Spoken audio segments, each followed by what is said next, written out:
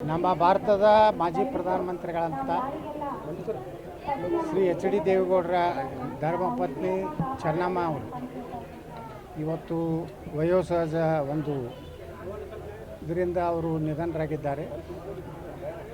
ಇವತ್ತು ದೇವೇಗೌಡರ ರಾಜಕೀಯ ಒಂದು ಭವಿಷ್ಯದಲ್ಲಿ ಅವರ ಪಾತ್ರ ಭಾಳ ದೊಡ್ಡದಿದೆ.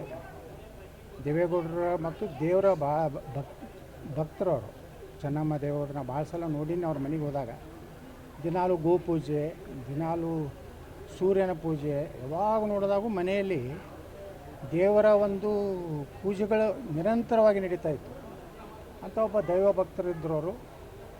ಅವರ ಒಂದು ಪೂಜಾ ಫಲದಿಂದ ದೇವೇಗೌಡರಾಗಲಿ ಅವ್ರ ಕುಟುಂಬ ಆಗಲಿ ರಾಜಕೀಯವಾಗಿ ಒಂದು ಒಳ್ಳೆಯ ಸ್ಥಾನವನ್ನು ಈ ದೇಶದಲ್ಲಿ ಕಂಡಿದೆ. ಇಡೀ ರಾಜ್ಯದ ಜನ ಇವತ್ತು ಚೆನ್ನಮ್ಮ ದೇವೇಗೌಡರವರ ನಿಧನದ ಒಂದು ಶೋಕದಲ್ಲಿ ನಾವೆಲ್ಲ ಭಾಗಿಯಾಗಿದ್ದೇವೆ.